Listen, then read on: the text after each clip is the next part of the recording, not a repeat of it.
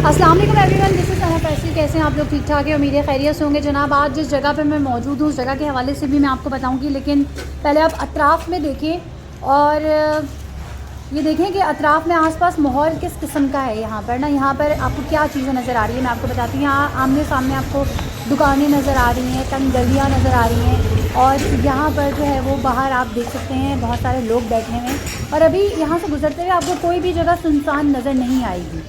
ये आगे बढ़ते जो है बच्चे आप यहाँ पर देखें कि किस तरीके से खेल रहे हैं। छोटे छोटे बच्चे बच्चियाँ यहाँ पर मौजूद हैं और आसपास जो है वो रिहायशी आबादी भी है और यहाँ पर दुकानें भी बहुत सारी मौजूद हैं। गलियाँ ये तंग गलियाँ हैं, इन तंग गलियों में गाड़ी नहीं आ सकती। और ये देखें ये बच्चा बैठा मिट्टी से खेल रहा है, ये आपको नज़र आ रहा होगा अपने घर के बाहर। और ये आमने सामने सारी दुकानें हैं। ये सामने एक और आप देखें हॉल देखें बच्चों का, जहाँ पर कोई 8-9 बच्चे जो हैं वो यहाँ पर बैठे हुए हैं। खूबसूरत प्यारी प्यारी बच्चियाँ भी हैं, बैलून जो है यहाँ पर मिल रहे हैं पानी से भरे हुए।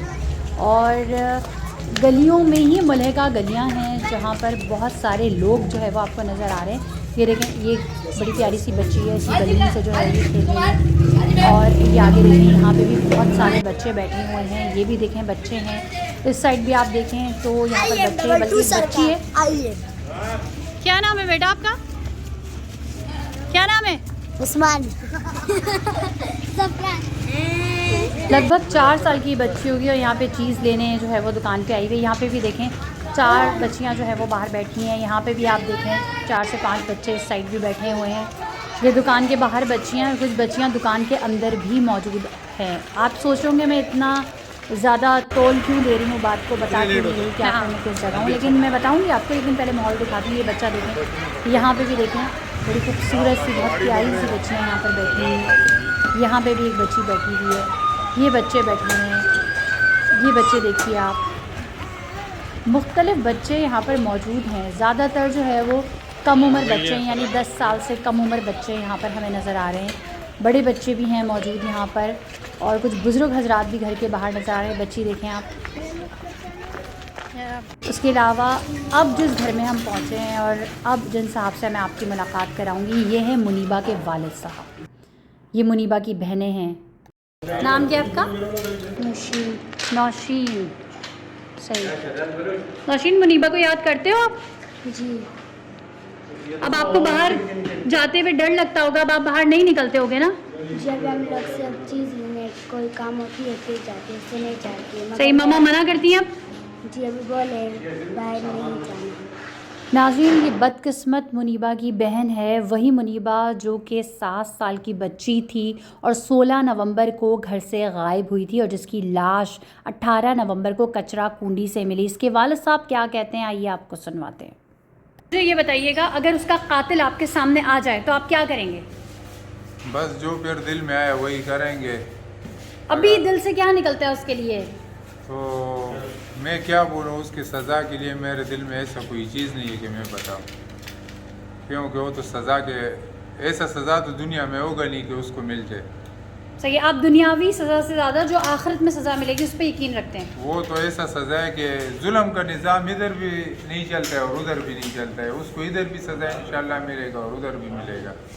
नाज़रीन, 7 साला मुनीबा के बारे में कहा जाता है कि वो बहुत बहादुर थी, बहुत नडर थी। जहाँ भी वो जाती थी वो लौट कर घर ज़रूर आ जाती थी। हम रक्शे में बैठे हुए हैं और जिस जगह हमें जाना है कचरा कुंडी, मुस्लिमाबाद कचरा कुंडी से उसकी लाश मिली। वहाँ से पैदल तकरीबन 1.5 घंटे का रास्ता है, गाड़ी भी नहीं जा सकती यहाँ पर, तो इसलिए हम रक्शे में बैठकर वहाँ पे जा रहे हैं ताकि आपको वो जगह भी दिखाएं जहाँ पर उस मासूम की लाश को दर्दनाक सफ़ेद शख्स जो है वो फेंक के गया।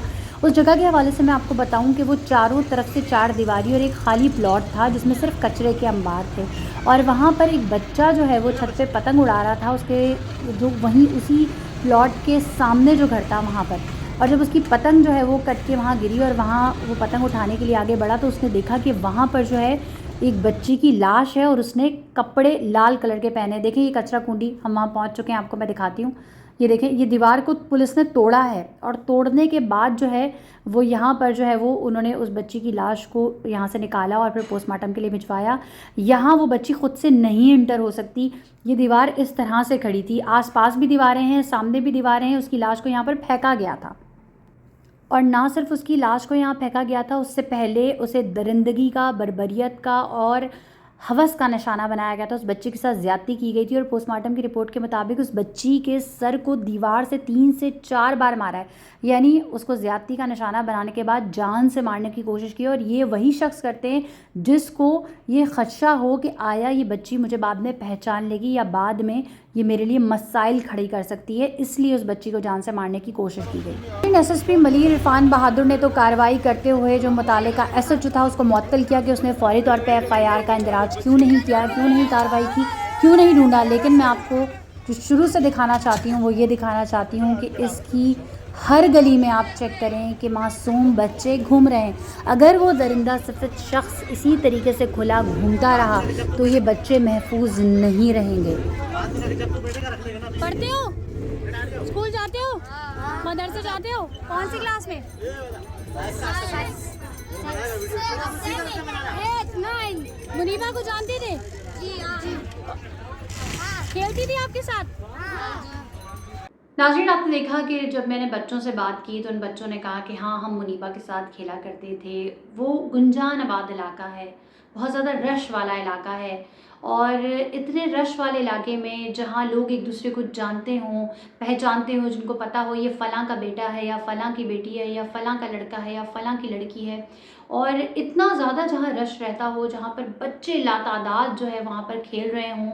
और बच्चे तो आपको पता है वैसे ही मन के सच्चे होते हैं, कोई भी ऐसी एक्टिविटी अगर वो देखते हैं या कुछ भी ऐसा ऑब्जर्व करते हैं जो कुछ गलत लग रहा होता है तो वो बताते हैं। लेकिन मुनीबा वाले मामले में ये हुआ कि जितनी भी इन्वेस्टिगेशन अब तक की है तो उसमें किसी को कुछ भी नहीं पता, ना किसी ने मुनीबा को किसी के साथ जाते हुए देखा, ना ही किसी ने मुनीबा को किसी से बात करते हुए देखा, बस वो अचानक से गायब हो गई। जो हमारी उसके वालिद साहब से पूरी बात हुई मैं आपको बताती हूँ। नाज़रीन, बेसिकली ये जब केस रिपोर्ट हुआ, इस केस को रिपोर्ट इस तरीके से हुआ कि जब उस बच्ची की लाश मिल गई, जब वो गायब हुई, तब ग्रुप्स पे और तमाम जगहों पे मैसेजेस चलाए गए कि किसी को भी इस बच्ची के बारे में पता हो तो वो बताए। उसके अलावा जो इस बच्ची के वालिद साहब थे मकबूल, उनके जो दोस्त थे और जिनका उनका हल्का अहबाब था, उन्होंने अगले दिन, पहले दिन तो बच्ची गायब हुई, जब तक इनको पता चला तो ये परेशान हुए क्योंकि बच्ची का इनके मुतालिक कहना ये है कि बच्ची को रास्ते इतने अच्छे तरीके से पता थे कि अभी आप उसे किसी भी ऐसे इलाके में छोड़ दें जहाँ पर जो है वो उसको वो किसी को नहीं जानती है, वो फिर भी वो अपना नाम, अपने वालिद का नाम, अपने रास्ते, अपने घर का एड्रेस बता कर पहुँच सकती है। तो पहले ही खदशा हो गया था कि बच्ची जब इतनी देर तक नहीं पहुँची, बच्ची के साथ खुदा न खासा कुछ गलत होने वाला है। तो ये थाने गए, थाने जाके इन्होंने एफआईआर का इंदराज कराने की कोशिश की, जिसपे मुनीबा के वालिद साहब का ये कहना है कि एफआईआर का इंदराज नहीं किया गया, बल्कि उनको ये कहा गया कि उमूमी तौर पर अक्सर वालिदैन बच्चों की शिकायत लेकर आते हैं कि बच्चे गुम हो गए हैं और फिर बच्चे मिल जाते हैं, तो पहले उसे वैसे ही ढूंढते हैं, अगर मिल गई बच्ची तो ठीक है, नहीं तो फिर एफआईआर दर्ज करेंगे। और फिर उनके वालिद साहब को कहा गया आप जो है वो चले जाए, नंबर उनसे ले लिया। वो लोग ढूंढते रहे, रात 2, ढाई, 3 बजे तक बच्ची नहीं मिली। अगले दिन उन्होंने जो है वो दोबारा से जो है बच्ची के उन्होंने पोस्टर्स वगैरह बनाए, ग्रुप्स में मैसेज चलाए, रक्षा वगैरह लेकर उस पर लाउड स्पीकर लेकर उनके जो दोस्त अहबाब थे उसे उस मोहल्ले में, उससे अगले मोहल्ले में और आस पास की जगहों में, मच्छर कॉलोनी और जो दीगर कायदाबाद से मलहका इलाके हैं वहाँ पर उसको ढूंढते रहे उस बच्ची को। थाने भी दोबारा गए, वहाँ पर भी एफआईआर का इंदराज कराने की कोशिश की, लेकिन कुछ नहीं हुआ। फिर बच्ची के जो वालिद साहब हैं उनके किसी दोस्त ने किसी से अपने रिसोर्सेज पे बात की, उन्होंने तमाम डिटेल्स ली और फिर उन्होंने कहा कि आप दोबारा थाने जाएं। जब ये थाने गए तो उन्होंने कहा जी मगरिब के बाद तो कोई भी नहीं होता, अब आप कल आइएगा। कल उसके अगले दिन यानी कि 16 नवंबर को ये बच्ची गायब होती है। उस वक्त से लेकर 17 नवंबर नई एफआईआर का इंदराज हुआ। 18 नवंबर को जो जब ये सुबह गए तो इनको पहले कहा कि ऊपर एसएचओ के पास चले जाएं, ये ऊपर गए तो फिर इनको ऊपर से बोला कि चले जाइए अब आप नीचे चले जाएं, फिर वो नीचे चले गए।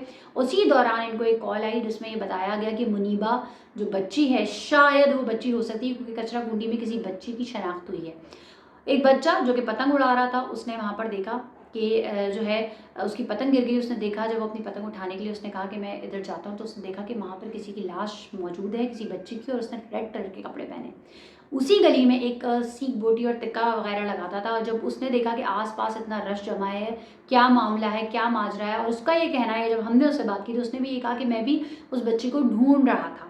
तो उसने उसके चाचा को इतला दी और जिस जगह ये वक़्वा पजीर हुआ है उससे और उसके चाचा का घर 10 से 12 कदम मिनिमम मैक्सिमम जो है वो वहाँ का फासला है। चाचा को बताया, चाचा जो है वो माजूर हैं और वो बुध बाज़ार, जुम्मा बाज़ार और उस तरह के बाज़ार लगाते हैं। उस दिन जुम्मे का दिन था, बुध बाज़ार जिस दिन बच्ची गुमी थी बुध बाज़ार से लगा के वापस आए थे, तो इन्होंने उसके बाद से काम नहीं किया था। जब इन्हें इत्तला मिली कि एक बच्ची है जिसने लाल कलर के कपड़े पहने हुए हैं, तो इन्होंने इसके वालिद साहब को फ़ोन किया, जो कि उस वक्त FIR के इंदराज के लिए थाने में ही मौजूद थे, और उनको कहा कि इस तरीके से यहाँ पर बताया जा रहा है कि एक बच्ची है और मेरे अंदर इतनी हिम्मत नहीं कि मैं उसको जाकर देखूं, तो आप खुद आएँ और देखें।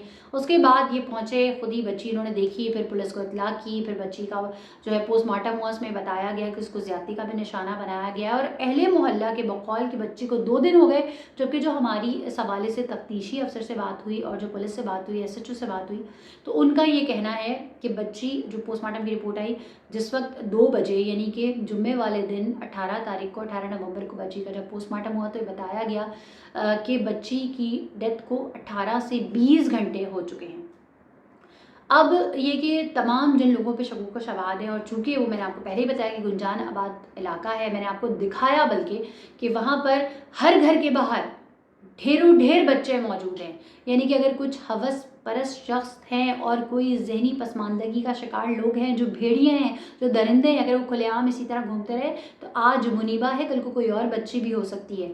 ये किस्सा इसी तरह चलता रहेगा। ज़ैनब जो कसूर की मासूम ज़ैनब थी, जिसके बाद ये एक एक्ट बनाया गया था जिसके मुताबिक कोई भी पुलिस अफसर जो है वो बच्चों के केसेस में, बच्चों के जो भी इस तरह के जराइम होते हैं इस केसेस में 2 घंटे के अंदर अंदर फौरी तौर पर एक्शन लेगा, बजाय इसके कि और नहीं तो वो अपनी कुर्सी पर बैठा नहीं रह सकता। और यही कुछ इस केस में हुआ जब इलाका मकीनों ने और जो उसके अहले खाना थे उन्होंने एहतजाज किया, तो उस एहतजाज को रुकवाने खुद SSP मलीर इरफान साहब वहाँ पहुँचे और उन्होंने यकीन दहानी कराई कि मुजरिमों को जल्द से जल्द पकड़ा जाएगा, और उन्होंने SHO को फौरी तौर पे मुअत्तल किया। और अब अशरफ साहब है जिन्होंने चार्ज संभाला है, और उनसे पूरी डिटेल में हमारी बात हुई है और ये प्रोग्राम पूरी डिटेल में हमने किया है। सच का सफ़र हमारा प्रोग्राम है, सैटरडे वाले दिन ये ऑन एयर जाएगा।